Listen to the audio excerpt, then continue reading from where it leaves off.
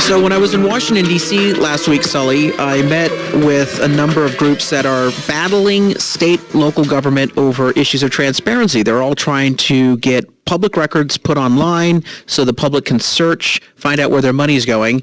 And one of the groups brought my attention to a big problem here in the state of California, and that's why our next segment is all about a transparency crisis up in Sacramento. Sure. Apparently, a Transparency Institute has been trying to get their hands on, American Transparency is the group, has been trying to get their hands on the check register for the state of California. And remember, we've talked at length about the California Public Records Act. It requires that every government agency has to hand over public records, and the courts have held that the checkbook, the register, is certainly part of those, any sort of transactions are public records. The state of California makes 46 million payments annually, 24 are cut each year, 22 million electronic fund transfers are made each year. That works out to about 183,000 payments a day, per day, 97,000 checks. And so California was requested by this organization to hand over a list, an Excel document of all those vendor payments. And alrighty-dighty. And they said, well, hey, Cliff Albert, welcome to the studio. We're talking about transparency. They said they don't have it, that they will not comply with the law. And so we have this organization that has literally said that the state of California is one of the worst states when it comes to transparency, and they're threatening even legal action against the state if they don't hand over the documents. Okay, so this is what it comes down to. As Carl just mentioned, our chief financial officer is the controller of California. That's our CFO. Correct. All right. Now, our CFO is responsible for making payments and taking payments in some cases, but that information, according to the American Transparency folks, should be available through California's open record law. Now, that's the law. Apparently, the last two controllers, and our last controller was John Chang, and our current controller is Betty Lee. Betty Yee, I beg your pardon. Yep. Says basically stop asking because the records aren't accessible. And the reason they're saying that they're not accessible is because of you've got 500 California state governmental agencies, you've got departments, you've got commissions, each of which pay some or all of their vendors directly. And the state controller doesn't maintain a check register dedicated solely to vendor payments. My question would be, well, why not? Because that's the law. You should. We need. You're telling me that we can't go through and find out on a ledger basis where the money's going? Right. This is complete mismanagement because you have large-scale organizations that are able to hand over these sorts of records. They manage to these sorts of systems, and yet in California, they're claiming, well, we make millions of payments per year, but we don't have the ability to hand over a list of vendors, contractors who are getting our money. That makes it very hard for the public to find out where our money's being spent. The reason why we have a Public Records Act is because the public has a right to know. These are government records. And, you know, Sully, years ago, government agencies actually denied these requests on financials. And they said, well, these are internal documents, internal management. That's not what the Records Act was supposed to be about. And they also said it was too expensive, and it's too onerous to come up with all of this. Pull in the records and produce them. The California Public Records Act does not take and differentiate financial records from even personal records. Do you know that you can actually go online in San Diego and find out how much government employees are earning, because the courts have said even an individual's name and salary are covered under the Public Records Act. And the funny part, on that same note, Carl, we can, taxpayers and residents, we can view about 4.5 million federal, state, and local salary and pension records. But the California checkbook remains hidden. Isn't that interesting? If you visit openthebooks.com, which is the website that they're going to try to build, you're going to find the top 15,000 or so highly compensated public employees. $5 billion payroll here in the state of California. However, what's really interesting is, why would you suppose? And I am not a tinfoil hat guy. I never have been. I'm not willing to go down that road. But I'm just wondering, what do we have to hide here? So coming up here in just a couple of seconds, Adam Andrzejewski is the author of an op-ed piece in Forbes magazine entitled "Our Battle to End California's Transparency Drought," and he of course is with this. He of course is with this American Transparency group. But it makes you sort of think, Carl. I'm putting on the Carl DeMaio hat for a second. What are they trying to hide? What are you trying to hide by not handing over the data? I think really what this is all about is that if government departments can keep the books hidden, it's harder and harder to uncover the wasteful spending. Right. And they don't want to lift the skirt. They don't want to let the transparency there because they know that groups like American Transparency can run software programs to analyze who's getting what money. They can actually look at comparing which vendors are getting money versus how much the vendors and employees at those companies give in campaign contributions, for example. So once you have this data publicly available, once the checkbook for each government agency is put online, then people are able to go in and really shine a light. None of these government officials want to have transparency. That's what it boils down to. And they will continue to obfuscate. They will continue to deny. And yet the courts have been very clear. They have no legal leg to stand on. It's interesting. One of the most astounding figures is the first thing that Carl came out with when we first came out of the break. And that's 46 million payments annually, 24 million through checks and 22 million via EFT. That's electronic fund transfer. So those are wire transfers and those are checks. In the state of California, a check is called a warrant, by the way. It's the same thing. It basically looks exactly like a check. It's a piece of paper that's a check. But this is, you're talking about operating costs. You're talking about payroll, not personal, but governmental expenditures.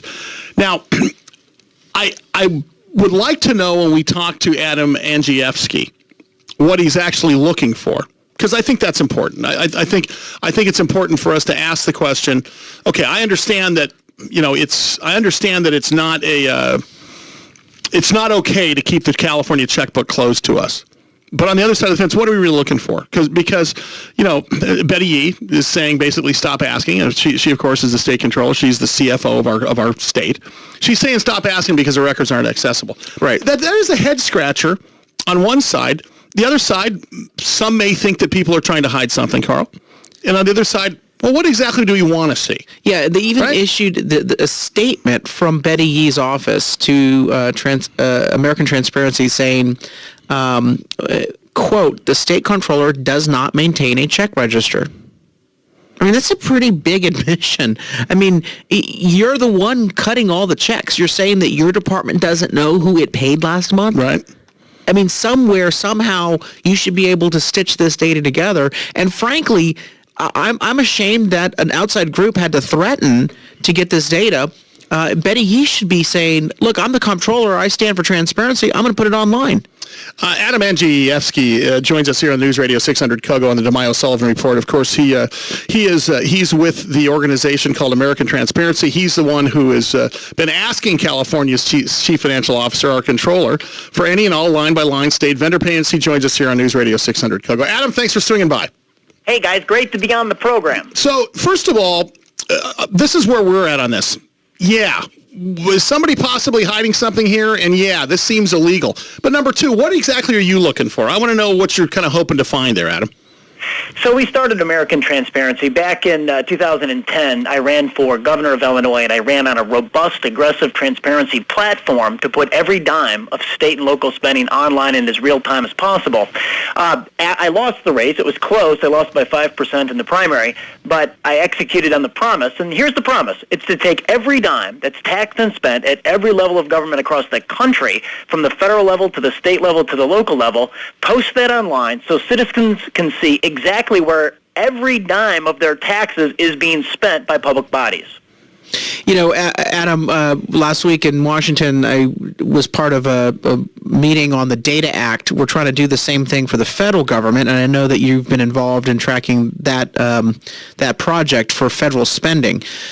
In California, it seems like the excuse that you're getting from the comptroller's office is similar to what we're getting from the federal government. The federal government says, well, we don't even know how to define the word program, so we don't know how to actually track all the money that's being spent. Our comptroller in California is giving you the same answer, which is she doesn't have a unified check register. Is that a sufficient response? Are there legal abilities for you to actually compel the comptroller here in California to prepare that data and transfer it to you? Well, we think a lawsuit's going to be necessary. Here's the thing: through two comptrollers, John Chang and Betty Yee, we've asked over the course of the past 2 years. We started out with California because the trends lead across the country, state by state, from California, and so we offered the comptrollers the opportunity to lead on transparency in the digital age, in the internet age, in the age of everything online.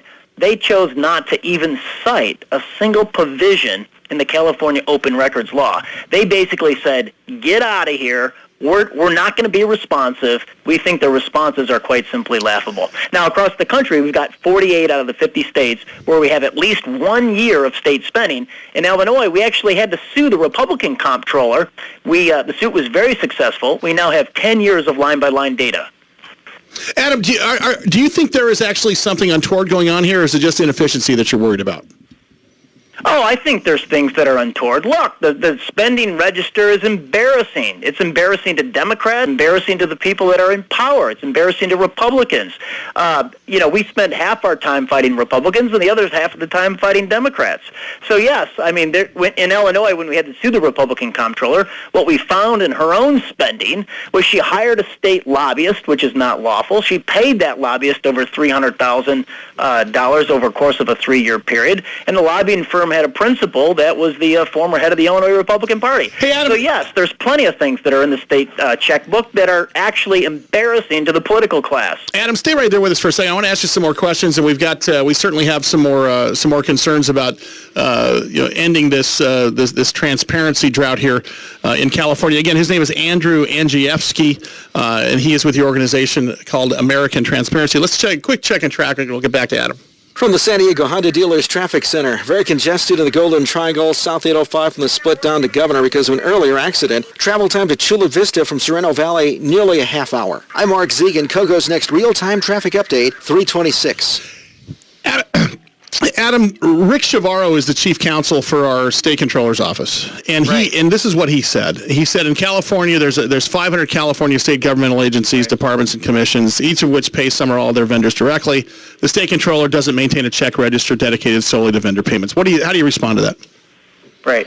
Are we back on the air? Yeah, we're back absolutely. on the air. Okay. Hey, that's great, guys. I thought we went to commercial. No. So here's how you traffic. respond to that. If you have the ability to make payments, you have the ability to track payments. Look, we've looked at the constitutional and statutory power of the office in California for the comptroller, and they're the state's top financial officer. They do all the auditing. They even have to do attestations, right? They have to attest to the veracity of where every dime that's spent in the state of California, where it actually ends up.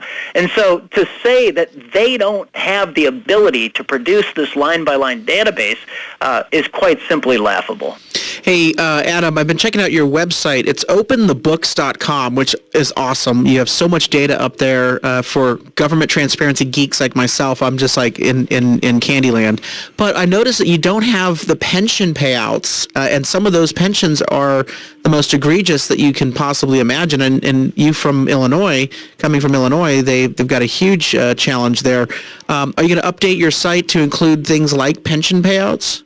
We actually, at openthebooks.com, if you click on the state of California, you've got pension payments, all of them, salaries at every level of California. So between pensions and salaries of California public employees, even at the federal level that are based in California, we've got 4.63 million individual salaries spanning years in the state of California. So we do have the pensions on the site. Furthermore, people can track all of this on their cell phone. We pushed it to the first ever mobile application for your cell phone.